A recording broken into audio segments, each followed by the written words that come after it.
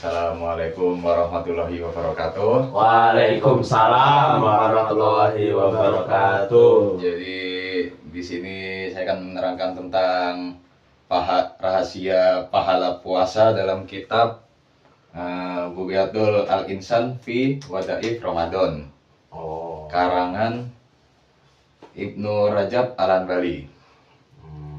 Dalam kitab tersebut terdapat beberapa pembahasan yang bisa dibahas dan cukup penting yang berhubungan dalam pahala puasa. Disebutkan dalam kitab tersebut salah satu hadis yang diriwayatkan oleh Imam Muslim dari Abu Hurairah radhiyallahu anhu. Beliau berkata, Rasulullah sallallahu alaihi wasallam bersabda, setiap amal anak Adam itu dilipat gandakan satu kebaikan menjadi 10 yang semisal dengannya. Maksudnya itu satu kebaikan itu dilipat gandakan jadi 10. Kemudian yang dari 10 itu semisal dengannya hingga 700 kali lipat. Jadi satu kebaikan tuh bisa jadi setara dengan 700 kebaikan yang dilakukan. Jadi spesial gitu. Namun setelah itu Allah berfirman, kecuali puasa, karena puasa itu untukku dan aku akan membalasnya karena dia atau anak Adam meninggalkan syahwatnya dan makanannya karena aku. Di sini diterangkan secara implisit bahwa puasa itu adalah amalan yang spesial.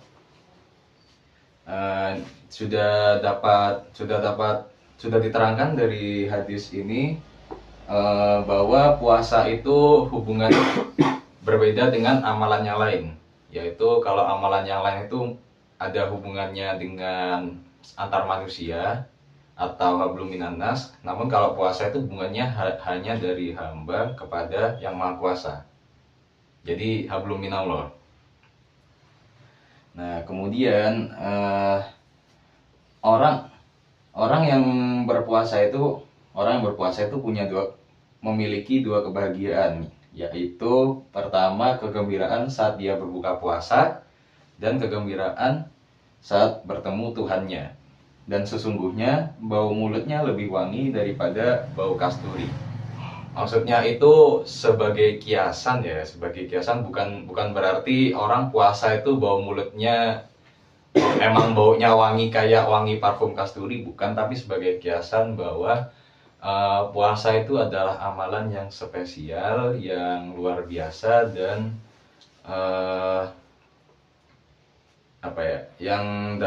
yang bisa menjadi salah satu sumber kebaikan. Kemudian dari segi amal puasa itu sebagaimana diterangkan dari hadis tadi, satu kebaikan itu setara dengan 700 kebaikan, merupakan salah satu keistimewaan seorang muslim yang membuat umat lain iri. Yang kalau dalam contohnya itu umat muslim, Nasrani dan Yahudi. Umat yang paling kerja keras banget. Itu pertama umat Yahudi dulu, terus Nasrani, terus Muslim. Jadi umat Muslim itu udah diberi banyak sekali kemudahan, banyak sekali keistimewaan dibanding umat lain yang bisa membuat umat lain itu menjadi iri. Nah, salah satunya adalah ini, yaitu satu kebaikan yang dilakukan oleh umat muslim itu setara dengan 700 kebaikan. Nah, juga seperti yang kita tahu bahwa cara kita mendapat kebaikan, dihitung kebaikan itu bahkan simpel aja. Seperti dalam satu hadis itu kan ada yang dibilang seperti ini, Orang kalau berniat baik tapi dan dia melakukannya, itu dihitung 2 kebaikan. Kalau dia niat tapi ternyata nggak jadi melakukan, dihitung 1 kebaikan. Kemudian apabila dia berniat buruk namun tidak dilakukan, dihitung 1 kebaikan. Dan hanya dihitung 1 keburukan jika dia berniat dan melakukannya. Seperti itu. Kemudian 700 kali di sini itu merupakan ukuran. Jadi 700 kali kebaikan itu juga tergantung dengan kualitas amal tersebut. Kualitas amal tersebut itu dapat dinilai dari seberapa betul niatnya, seberapa lurus niatnya, dan seberapa baik niat tersebut. Begitu. Nah, walaupun begitu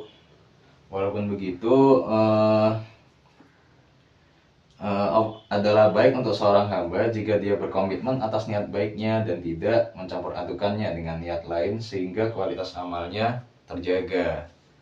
Jadi semisal seperti ini, Anda niat puasa, kita niat puasa tapi niat puasanya tuh buat nurunin berat badan misal, atau biar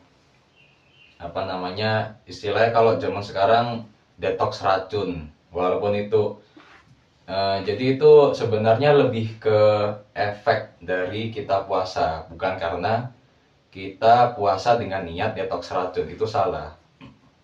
Niat itu yang benar adalah niat ikhlas karena Allah Ta'ala. Jadi nggak ada niat apapun, cuma niat karena Allah saja. Karena apa? Jika kita niat karena hal lain selain Allah, maka kita hanya dapat apa yang kita niatkan tersebut. Misal kita niat puasa itu karena untuk detox racun tadi, maka yang didapat dari puasa tersebut cuma lapar, haus, sama detox racunnya. Yang keutamaan lain dan keistimewaan lain dari puasa itu tidak dapat. Karena apa? Dalam Arba'in Nawawi, hadis pertama itu udah dijelasin. Innamal a'malu binniyat wa innahu likulli imri'in ma nawa.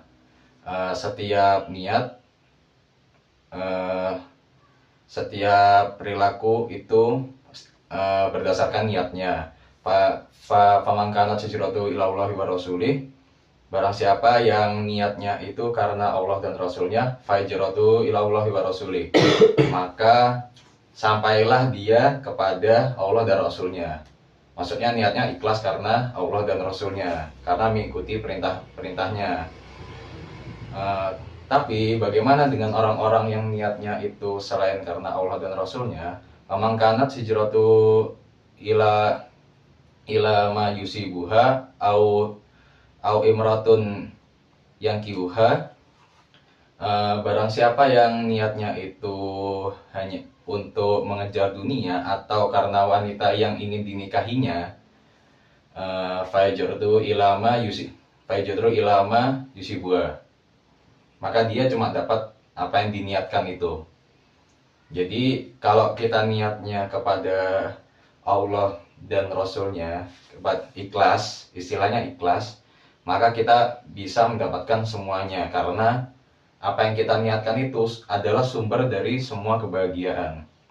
Sedangkan kalau kita cuma niatnya kepada suatu alasan tertentu, atau kalau contohnya di sini kepada wanita yang ingin dinikahinya, karena kan zaman sekarang kan istilahnya apa ya, kalau lagi males minta semangat, minta support system nyemangatin, nah kayak gitu.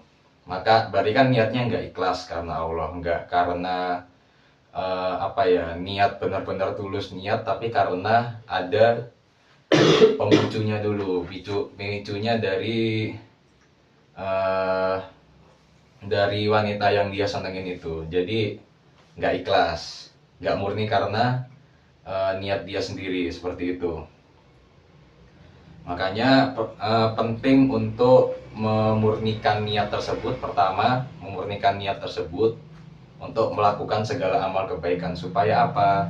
Supaya tadi dari amal kebaikan itu benar-benar dihitung 1 jadi 700 seperti itu, karena tergantung kualitas amal tersebut. Seperti itu. Kemudian kedua, tentang puasa. Dalam Quran surat Az-Zumar ayat 10 dijelaskan bahwa salah satu alasan mengapa puasa adalah amalan istimewa adalah karena puasa adalah amalan sober, yaitu amalan yang pahalanya tidak terbatas dan akan dipenuhi secara sempurna tanpa ada perhitungan. Jadi seberapa banyak puasamu, ya itu yang seberapa banyak puasamu, seberapa bagus puasamu, seberapa berkualitas puasamu, ya itu yang dihitung. Nggak ada pengurangan, nggak ada ditambah-tambahin, nggak ada. Mungkin ditambah ya, cuman nggak ada pengurangan istilahnya.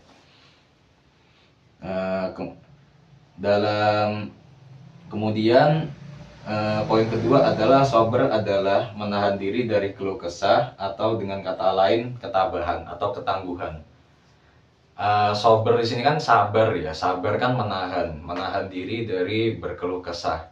Orang yang berkeluh kesah itu biasanya mengaruhnya dipengaruhi oleh seberapa dia bersyukur kepada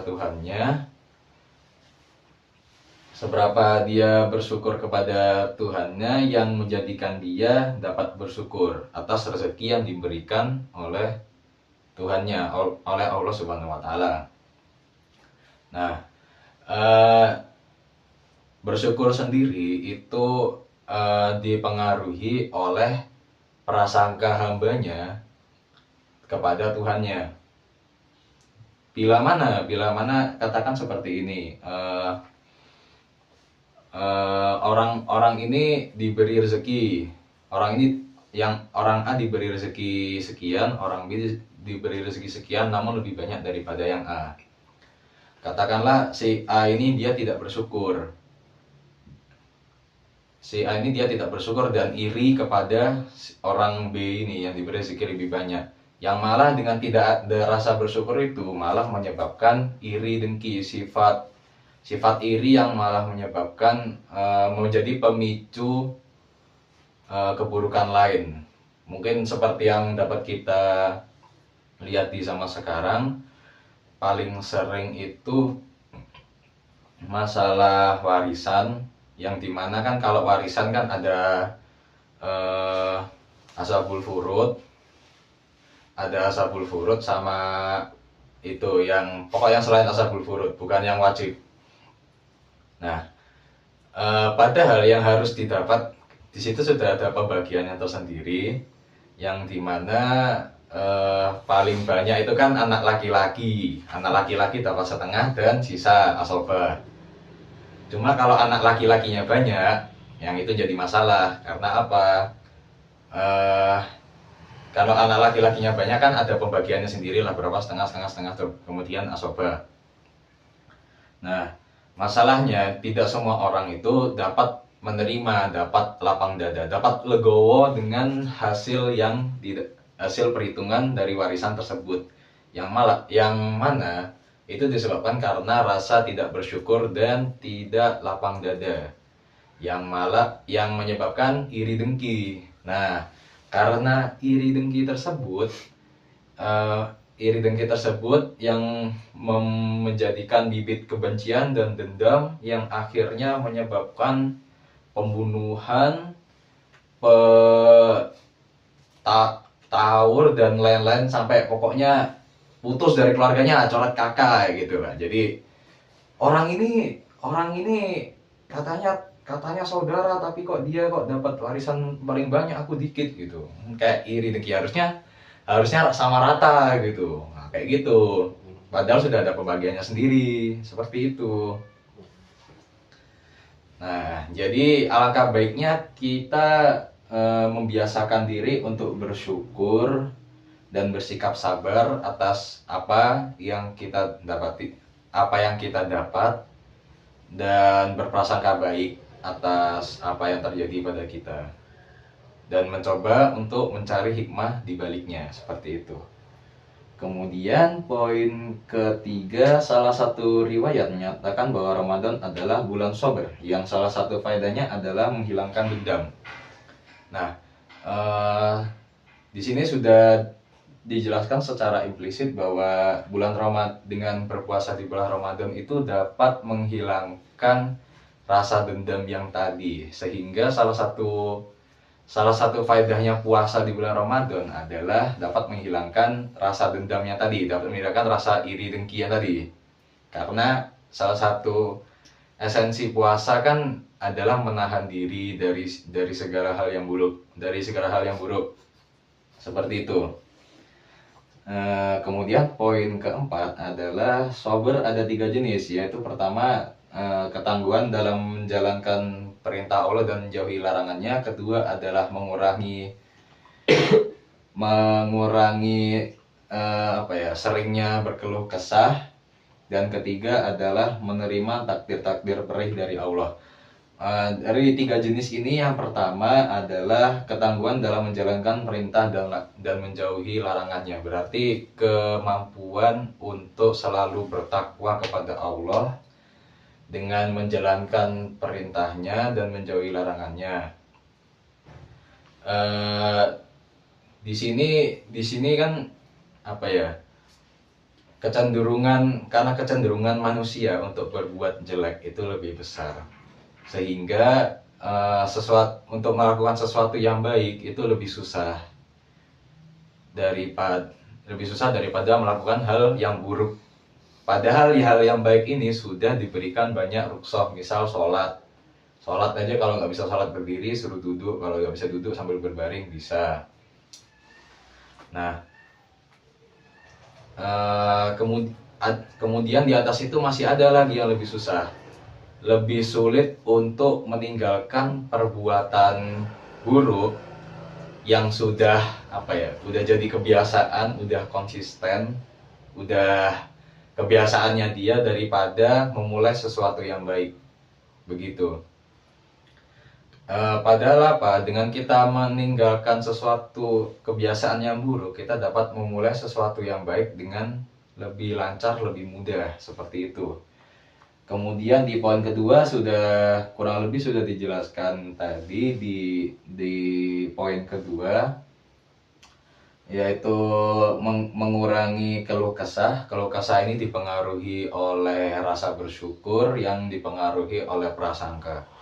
Yang prasangka itu tergantung prasangka baik atau prasangka buruk. Kemudian poin ketiga adalah menerima takdir perih dari Allah. Takdir perih ini maksudnya adalah takdir yang dimana hamba tersebut merasa nggak enak, merasa nggak suka gitu loh. Kayak misalnya kena musibah, misal rumahnya kena longsor terus hancur gitu. Nah, kan rasanya aduh gitu, kayak ini masa yang Maha Kuasa nganuin saya kayak gini gitu. Padahal Allah Subhanahu wa Ta'ala pasti punya alasannya sendiri mengapa dia memberi itu kepada hamba tersebut. Karena apa? Karena Allah tidak akan memberikan ujian kepada hambanya melebihi kemampuan hamba tersebut, seperti itu. Yang kemudian dari hal tersebut, Allah Subhanahu wa Ta'ala juga memiliki kan dua rasa kasih sayang, dua kasih sayang. Yang pertama ada rofah dan rahmah. Seperti yang kita ketahui, rofah itu sesuatu yang baik namun tidak selalu terasa enak. Dan rahmah itu sesuatu yang baik dan selalu terasa enak. Misal kasih sayang ibu kepada anaknya, kan dimanjain terus, itu enak kan, dimanjain terus sama ibunya. Kalau rofah itu kasih sayang yang nggak selalu baik. Misal kayak kamu mau apa ya, kita mau nyelamatin temen yang dia itu mau nyebur ke sumur gitu, kayak dia gak bisa berenang tapi dia nyebur ke sumur mau bunuh diri gitu, terus kan tarik lehernya sampai dia kecekek, kan nggak enak buat dia, nggak enak gitu, tapi kan nyelamatin dia gitu, istilahnya gitu. Nah, eh, kemudian dari terakhir itu ada sober, ada 3 jenis, yaitu pertama ketangguhan dalam menjalankan perintah Allah dan menjauhi larangannya, atau dengan kata lain bertakwa. Kemudian yang kedua adalah tidak sering berkeluh kesah atau mengurangi keluh kesah seperti yang dijelaskan tadi di poin kedua, yaitu intinya adalah bersyukur. Kemudian ketiga adalah menerima takdir-takdir perih dari Allah. Contohnya musibah. Musibah itu kan contohnya musibah yang intinya itu di situ legowo atau qanaah, menerima apa yang terjadi dan mencoba mengambil hikmah dari apa yang sudah terjadi tersebut. Kemudian ada rasa malas. Rasa malas adalah ketidakmauan seseorang untuk melakukan sesuatu walaupun dia bisa melakukannya, tapi tanpa sebab. Dia nggak maunya itu karena tanpa sebab. Jadi misal kita ditugaskan untuk melakukan ini, sudah ada jadwalnya, sudah ada schedule-nya, tapi kita tidak melakukan karena nggak tahu lagi, nggak pingin ngelakuin aja, mager gitu, malas gerak. Jadi males aja, nggak pingin ngapa-ngapain, pinginnya nyantai. Nah, rasa malas itu biasanya ditandai oleh ngantuk. Walaupun misal katakanlah gini, seharian kita nggak mau ngapain, cuma tiduran aja. Cuma kita pas disuruh melakukan sesuatu, kita malah ngantuk gitu rasanya, malah males banget sih, mending tidur aja gitu. Nah, itu salah satu tanda rasa males. Dari tanda rasa males itu dari ngantuk tersebut bisa dicegah dengan beberapa cara, seperti banyakin bergerak atau yang lain, tergantung orangnya. Kemudian poin kedua adalah malas adalah musuh besar untuk seorang hamba untuk mentaati Allah Subhanahu wa Ta'ala. Nah, seperti yang dijelaskan tadi dalam poin pertama, sober itu harus bertakwa kepada Allah, yaitu menjalankan perintahnya dan menjauhi larangannya. Rasa malas di sini malah jadi salah satu salah satu halangan terbesar untuk seorang hamba untuk menjalankan perintahnya dan menjalankan perintahnya. Misal saya yakin di sini teman-teman semuanya untuk kewajiban pasti aman kan ya, kayak sholat pasti 5 waktu, Ramadan, puasa, aman lah istilahnya. Nah, cuma yang biasanya dapat kena rasa malas ini biasanya di amalan sunnah, yaitu seperti tahajud atau sholat duha, seperti itu. Kayak kalau tahajud yang penting setelah sholat isya terus kamu ketiduran walaupun 5 menit bangun udah bisa tahajud. Cuman tahajud itu lebih baiknya kan di sepertiga malam, jadi sekitar jam 1 sampai jam 3 gitu, sebelum subuh. Atau misal di bulan Ramadan nih ada taraweh. Misal di sini di masjid sini tarawehnya 8 rakaat. Di masjid sana tarawehnya 20. Nah, kan itu ketimpangan rakaat kan ya. Otomatis kan juga tahu sendiri lah ya, kita nyari yang ini 8 rakaat nih cepet, ini harusnya cepet, ini 20 rakaat nih lama, ini udah akhirnya kita jalan kita sholat di masjid yang 8 rakaat. Padahal setelah jalan ke situ, setelah mendapati bahwa di situ imamnya membaca surat Al-Baqarah full 1 rakaat, langsung pindah masjid lagi. Sama saja, nggak ada bedanya.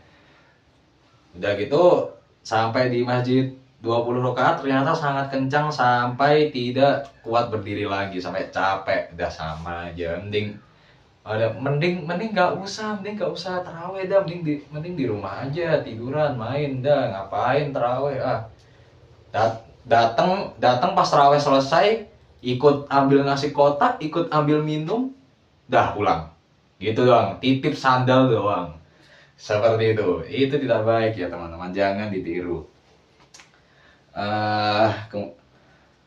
Kemudian di poin ketiga adalah salah satu cara mencegah rasa malas adalah dengan sering bergerak. Dengan kata lain, tidak terlalu sering diam dan bersantai. Ya, maksudnya itu diam doang, bukan sering bergerak, bukan goyang-goyang, ini bukan. Sering bergerak itu adalah melakukan apa yang sudah direncanakan. Jadi nggak ada alasan lain gitu, karena pasti udah ada jadwalnya, otomatis kan kamu pasti bisa gitu, masih jalan gitu, nggak males. Kemudian maksudnya sering bergerak di sini adalah misal apa ya, dari tadi kita runtutkan akar masalahnya, salah satu tanda malas adalah rasa ngantuk. Nah, biar nggak ngantuk gimana? Kita berdiri, jalan, lari gitu, jogging, push up, cuci piring, cuci baju gitu misal, biar ngantuknya hilang gitu. Nah, biar kemudian cara lain agar ngantuknya hilang, jika kita terpaksa diam di suatu tempat gitu, misal lagi nugas kan diem doang gitu, ambil ngetik lama gitu ya jangan pas sholat juga tidurannya gitu loh, kayak diam ngerjain tugas kan, diam monoton gitu, ngantuk kan. Nah, karena ngantuk itu kita bisa sambil minum kopi atau minum sesuatu yang membuat semangat gitu, bukan alkohol juga tapi oke. Nah, misal Serajos, Buku Bima lah, kopi lah. Enggak ada narkoba, enggak, jangan. Tidak, jangan narkoba dan alkohol, enggak boleh. Atau kalau mau ya janganlah. Gini. Salah satu kemudian di poin selanjutnya adalah kelemahan. Nah, Rasulullah mengajarkan salah satu doa untuk menjauhi malas dan kelemahan, yaitu Allahumma inni a'udzubika minal kasal wal jazal. Nah, seperti itu. Kelemahan di sini adalah ketidakmampuan seseorang untuk melakukan sesuatu. Jadi karena memang dia tidak mampu, bukan karena dia malas pengen rebahan, bukan, karena dia tidak mampu, benar-benar gak mampu. Misal dapat tugas misal disuruh terjemahin bahasa Indonesia ke bahasa Rusia gitu misal, malah bahasa Rusia, cuman dia nggak bisa dan nggak mau buka Google Translate. Nah, kalau nggak mau buka Google Translate-nya itu bagiannya masuknya malas. Kalau dia nggak bisanya itu masuknya kelemahan. Nah, di sini di poin kedua Rasulullah menganjurkan untuk segera menghilangkan kelemahan supaya dapat menjalankan perintah Allah dengan lebih baik. Seperti itu. Kayak misal mualaf masuk Islam, dia kan nggak mungkin dia nggak mau belajar sholat, gimana, masa cuma syahadat doang biar dapat buff-nya pasti masuk surga gitu, tapi nggak mau sholat. Itu kan aneh gitu kan, malah dia potensinya malah keluar dari Islam, malah habis login logout lagi, percuma gitu. Kemudian di poin ketiga, kelemahan merupakan salah satu musuh besar lainnya bagi seorang hamba untuk mentaati Allah selain kemalasan. Jadi seperti yang di doa tadi yang diajarkan Rasulullah, Allahumma inni a'udzubika minal kasal wal jaza, yaitu agar dijauhkan dari sifat malas dan kelemahan. Yang harusnya dari kelemahan tersebut kita harus belajar untuk menutupi kelemahan tersebut supaya kita tidak lemah di hal tersebut, seperti itu. Jadi kesimpulan dari semuanya adalah puasa itu merupakan salah satu amalan istimewa yang kebaikan atau pahalanya dari situ hanya Allah yang tahu seberapa banyak lipat gandanya, karena itu adalah hubungannya hamba dengan yang maha kuasa, dengan Allah. Kemudian kualitas amal itu dipengaruhi oleh pertama niat, dua rasa bersyukur ketabahan, dan terakhir lapang dada atas apa yang terjadi, seperti itu. Nah, yang kemudian itu dipengaruhi oleh dua hal, yang dua hal ini jika tidak ada dalam amal tersebut maka bisa dikatakan sempurna, yaitu pertama adalah malas dan dua adalah lemah di hal tersebut. Jadi seperti itu. Sekian dari saya. Wabillahi taufiq wal hidayah. Wassalamualaikum warahmatullahi wabarakatuh.